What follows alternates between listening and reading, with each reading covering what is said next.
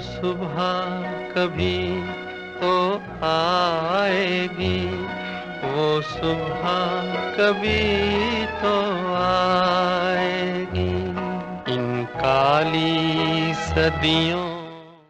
किसानों की एक मांग है कि मिनिमम आधार मूल्य, जिसको न्यूनतम समर्थन मूल्य कहा जाता है, मिनिमम सपोर्ट प्राइस, एक कानून के रूप में आ जाना चाहिए। इसका मतलब है कि सरकार जिस फसलों के लिए न्यूनतम आधार मूल्य का ऐलान करेगी, उस मूल्यों को, उस कीमतों पर सरकार इस धान की, इस फसल की खरीदारी करने के लिए बाध्य होगी। ऐसा कानून होना चाहिए, ऐसी इस किसानों की मांग है। सरकार ने इसको स्वीकार नहीं किया है। उसके पीछे बहुत सारे कारण हैं। उस पूरे कारणों की चर्चा हम करने वाले ही है, लेकिन इसके पीछे छुपा हुआ एक अंतर्राष्ट्रीय कारण जो है वो है अमेरिका और कनाडा ने भारत के खिलाफ 4 मई 2018 को एक जो आपत्ति उठाई है, एक कंप्लेंट, एक तकरार की है विश्व व्यापार संगठन में, कमिटी ऑन एग्रीकल्चर के सामने। यह है इसका एक प्रमुख अंतर्राष्ट्रीय कारण। इसमें अमेरिका और कनाडा ने कहा है कि भारत की सरकार फूड कॉरपोरेशन ऑफ इंडिया के माध्यम से बहुत सारे फसलों की, उसमें प्रमुख है गेहूं और चावल, उसकी खरीदारी करती है न्यूनतम आधार मूल्य पर। और उसके चलते हुए देश के किसानों को बहुत ही बड़ी मात्रा में, ऐसा अमेरिका का कहना है, बहुत ही बड़ी मात्रा में अनुदान प्राप्त होता है, सब्सिडी प्राप्त होती है। अमेरिका का यह हिसाब है कि 2013 और 14 में गेहूं को जो दाम, मतलब न्यूनतम आधारभूत दाम जो सरकार ने घोषित किया था, वो 1386 रुपया था, और चावल के लिए यह था 1348 रुपया। अमेरिका का कहना है कि एग्रीमेंट ऑन एग्रीकल्चर, विश्व व्यापार संगठन में जो कृषि विषयक करार है, उसको अगर देखा जाए तो यह न्यूनतम आधार मूल्य 354 रुपीज फॉर व्हीट, मतलब 354 रुपया गेहूं के लिए, और चावल के लिए 235 रुपया प्रति क्विंटल, ये मैं पूरे प्रति क्विंटल के भाव बता रहा हूं, इतना ही होना चाहिए था। और ये इतना अगर ज्यादा है, मतलब गेहूं के लिए 1052 रुपीज, 1052 रुपया ज्यादा है, और ये ज्यादा अनुदान दिया है। और चावल के लिए भी ऐसा ही बहुत बड़ा 1100 से ज्यादा ये अनुदान ये हमारे किसानों को सरकार ने दिया है, ऐसा अमेरिका का कहना है। इतना ही नहीं, उनका यह भी कहना है कि जितना उत्पाद फूड कॉरपोरेशन ऑफ इंडिया ने खरीदा है, उन किसानों को ही यह अनुदान मिला, ऐसा नहीं। तो पूरे देश में जितना चावल और गेहूं का उत्पाद हुआ, वो ध्यान में लेके उसको इस सब्सिडी की जो अमाउंट, जो रकम अमेरिका बता रही है 1052 और 1100 ज्यादा चावल के लिए, उसको गुणा करके पूरा अनुदान देश के किसानों को मिला, ऐसा हिसाब उन्होंने किया है। और उसके चलते हुए ऐसा हिसाब करके अमेरिका ने बताया है कि गेहूं और चावल का जो पूरा उत्पाद था, उसका जो पूरा बाजार मूल्य था, उसके 70% अनुदान ये भारतीय किसानों को मिला है। उसके लिए जो उन्होंने हिसाब, उसका जो फाउंडेशन, उसका बेसिस, उसका आधार जो दिया है, वो क्या है? ये 354 और 235 रुपया उन्होंने कहां से निकाला?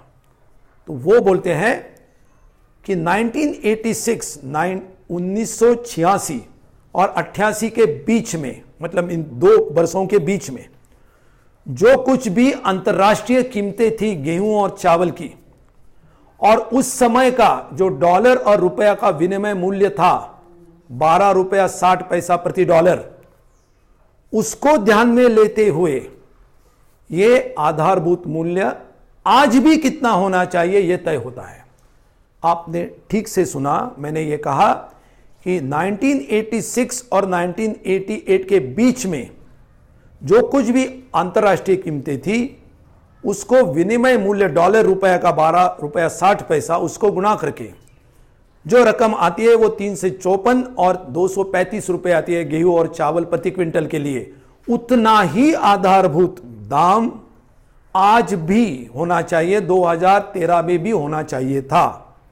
और उसके हिसाब से इन्होंने बताया है कि भारत के किसानों को 70% अनुदान मिलता है गेहूं और चावल के उत्पादकों को पूरे देश में, जिनकी खरीदारी हालांकि फूड कॉर्पोरेशन ऑफ इंडिया में नहीं की है, तो भी यह अंतर्राष्ट्रीय घटक 2018 में खड़ा हुआ। 2019 में इसी तरीके की एक तकरार, एक आपत्ति अमेरिका, कनाडा और कुछ दूसरे देशों ने भी भारत में जो पल्सेस, जो ग्राम्स जिसको बोलते हैं, इनकी खरीदी होती है, इसकी खरीदारी और उसके न्यूनतम मूल्यों पर जताई है। और ये पुरानी बात नहीं है, ये 1 बरस 1.5 बरस पहले की बात है। लेकिन सवाल उठता है कि ये देश ऐसा क्यों करना चाहते हैं, ये समझना बहुत जरूरी है।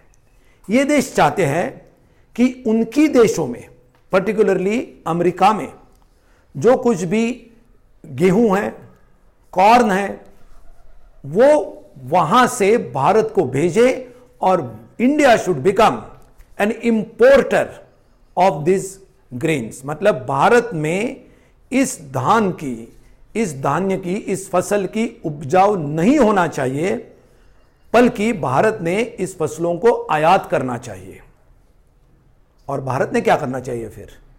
तो भारत ने ऐसे कुछ चंद चीजें जो उनके लग्जरी कंजम्पशन, मतलब उनका जो धनिक और श्रीमंत वर्ग है यूरोप और अमेरिका का, उनके लिए जो कुछ भी ऐसी चंद चीजें लगती है उनका ही उत्पाद करना चाहिए।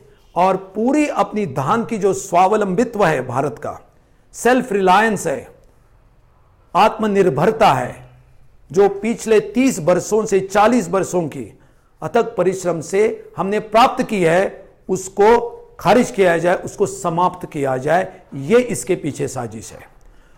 एमएसपी आधारभूत मूल्य होने की वजह से उसकी फसल जो है, ये फसल को ज्यादा उत्पादन करने के लिए किसानों को एक बढ़ावा मिलता है।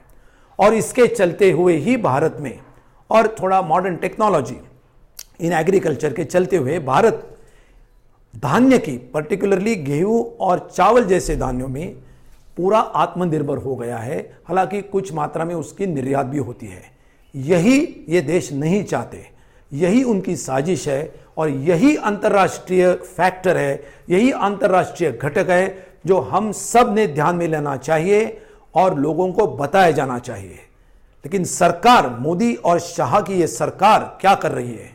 ये सच में जो अंतर्राष्ट्रीय घटक है उसको छुपा के, जो अंतर्राष्ट्रीय साजिश है ही नहीं, उसको बना के, उसको बता के, झूठा बता के इस देश के जो कार्यकर्ता है, जो पूरी सरलता से इस आंदोलन का समर्थन कर रहे हैं, उनको जेल में डालने की कोशिश कर रही है। और ये इसी से हमने सावधान रहना चाहिए, लोगों को सच मालूम होना चाहिए और उसके आधार पर उन्होंने सोचना चाहिए। धन्यवाद।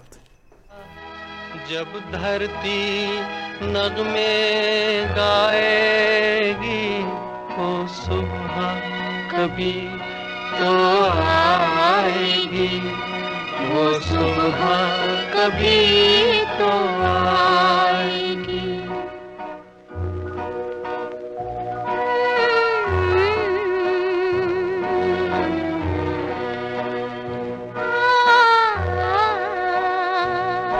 जिस सुबह की खातिर जुग जुग से हम सब मर मर कर जीते हैं,